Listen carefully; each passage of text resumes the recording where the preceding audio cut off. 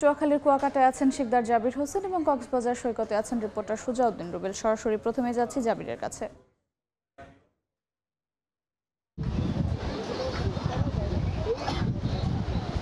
বঙ্গোপসাগরে সৃষ্ট নিম্নচাপের প্রভাব পড়তে শুরু করেছে কুয়াকাটা উপকূলে। এই মুহূর্তে কুয়াকাটাতে হালকা বৃষ্টি এবং ঝড়ো হাওয়া বইছে। কিছুক্ষণ আগে ঝড়ো হাওয়া শুরু হয়েছিল, যেই ঝড়ো হওয়ার কারণে পর্যটকরা সৈকত থেকে উঠে এসেছিল, দিকবিদিক ছোটাছুটি করতেছিল। এখন সেই ঝড়ো হওয়ার পরিস্থিতি একটু কমেছে, যার কারণে পর্যটকরা আবার সৈকতে ফিরে আসতে শুরু করছে।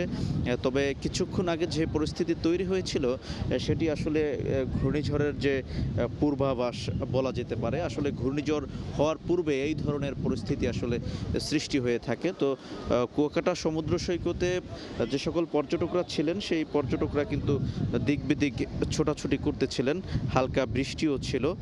তো এখন পায়রা সমুদ্র বন্দর থেকে নিম্নচাপটি 420 কিলোমিটার দক্ষিণে অবস্থান করছে।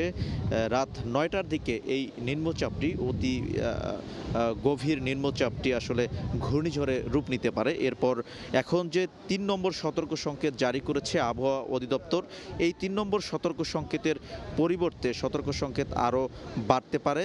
দুর্যোগ ব্যবস্থাপনা ও ত্রাণ মন্ত্রণালয়ের প্রতিমন্ত্রী মহিবুর রহমান আজ সাংবাদিকদেরকে জানিয়েছেন রাত 9টার পরে আসলে 10 নম্বর সতর্ক সংকেত জারি করা হতে পারে, বা সতর্ক সংকেত এখন যে অবস্থায় আছে তার চেয়ে বৃদ্ধি পেতে পারে। আসলে এই যে ঘূর্ণিঝড় রেমাল, এটি আসলে সিভিয়ার সাইক্লোনে রূপ নিতে পারে বলেও আবহাওয়া অধিদপ্তর ধারণা করছে। আসলে বঙ্গোপসাগরে অবস্থানরত গভীর নিম্নচাপটি উত্তর দিকে আরও অগ্রসর ও ঘনীভূত হচ্ছে। আজ রাত 9টা আরও শক্তি সঞ্চয় করে এটি ঘূর্ণিঝড়ে রূপ নিতে পারে। এরপর রোববার সকাল নাগাদ অতি প্রবল ঘূর্ণিঝড়ে রূপ নিতে পারে। আসলে আবহাওয়াবিদরা বলছেন যে এটি যদি আগামীকাল সকালে আঘাত হানে সেক্ষেত্রে ক্ষয়ক্ষতির পরিমাণ কম হবে, এবং যদি রাতে আঘাত হানে সেক্ষেত্রে ক্ষয়ক্ষতির পরিমাণ অনেক বৃদ্ধি পাবে। এর কারণ হচ্ছে সকালে ভাটা থাকে, ভাটার সময় এই ঘূর্ণিঝড়টি আঘাত হানলে জলোচ্ছ্বাসের সংখ্যা খুবই কম।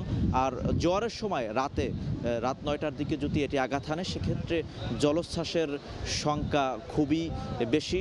তো সেক্ষেত্রে উপকূলের মানুষ কিন্তু আতঙ্কে রয়েছেন। তো এতটুকুই ছিল কুয়াকাটা উপকূল থেকে আবহাওয়া পরিস্থিতির আমার কাছে সবশেষ। আমরা চলে যাব আমাদের সহকর্মী কক্সবাজারে আছেন সুজাউদ্দিন রুবেল, তার কাছে। কয়েক ঘন্টার জন্য সাগরের যে তীব্রতা, ঢেউয়ের যে তীব্রতা সেটি কমলেও কিন্তু আবার শুরু হয়েছে, ঢেউয়ের তীব্রতা বাড়ছে আমরা লক্ষ্য করছি।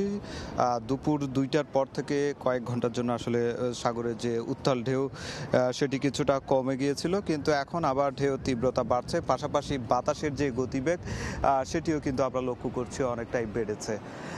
এরই ফাঁকে আসলে কক্সবাজার অফিসের সঙ্গে কথা বলেছিলাম, তারা যে বিষয়টি বলছে, গভীর নিম্নচাপটি কক্সবাজার সমুদ্র উপকূল থেকে প্রায় 435 কিলোমিটার দূরে রয়েছে, এবং এখন পর্যন্ত বিকেল পর্যন্ত আসলে যেটি বলা হয়েছিল এটি ঘূর্ণিঝড়ে রূপান্তরিত হবে, কিন্তু এখন পর্যন্ত বিকেল 5টা বেজে গেছে, কিন্তু এখন পর্যন্ত ঘূর্ণিঝড়ে সেটি রূপান্তরিত হয়নি, এবং এটি এখন পর্যন্ত গভীর নিম্নচাপে রয়েছে। এর ফলে আসলে যেটি প্রভাব পড়ছে, কক্সবাজারের আবহাওয়া পরিস্থিতি এক এক সময় এক এক ধরনের অবস্থা বিরাজ করছে।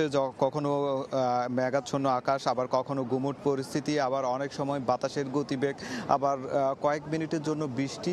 এই জিনিসগুলো আসলে সকাল থেকে হচ্ছে। তবে একটি যে কক্সবাজারে যে সমুদ্র রয়েছে, উপকূল রয়েছে, সেই উপকূলে যে পরিমাণ মাছ ধরার ট্রলার সাগরে মাছ শিকার করেছিল সেসব সম্পূর্ণ ট্রলারগুলো, যে সব ট্রলার এখন উপকূলে ফিরেছে বলে সেটি কক্সবাজার জেলা ফিশিং বোট মালিক সমিতি নিশ্চিত করেছে। তো সেই ক্ষেত্রে আসলে যে একটা দুর্ঘটনার একটা সম্ভাবনা ছিল, যেহেতু সাগর উত্তাল রয়েছে, সেটি থেকে অনেকটাই নিরাপদ বলছে মাছ ধরার জেলে বা ট্রলারগুলো। তো এখন পর্যন্ত আবহাওয়া অফিসে যেটি বলছে, এটি যে কোনো মুহূর্তে আবহাওয়া পরিস্থিতি একটু বিঘ্ন করতে পারে, এবং এখন পর্যন্ত এই যে ঘূর্ণিঝড় কিংবা দুর্যোগ পরিস্থিতি মোকাবেলার জন্য বিকেল 5টায় একটি জরুরি সভা আয়োজন করেছে কক্সবাজার জেলা প্রশাসক কার্যালয়ে। সেখানে নানা ধরনের যে প্রস্তুতির যে কার্যক্রম সেগুলো বৈঠকে এখন আলোচনা হচ্ছে। প্রস্তুতি সহ নানা ধরনের যে কার্যক্রম, আশ্রয়কেন্দ্র খোলা থেকে সব কিছু কিন্তু যে আলোচনা হবে বলে জানিয়েছে। তো এই ছিল আমার কাছে কক্সবাজার সৈকত থেকে সবশেষ। ঘূর্ণিঝড় রেমালের প্রভাব পড়তে শুরু করেছে কক্সবাজার ও কুয়াকাটায়। আমরা সে খবর জানছিলাম সরাসরি যুক্ত হয়ে সেখান থেকে।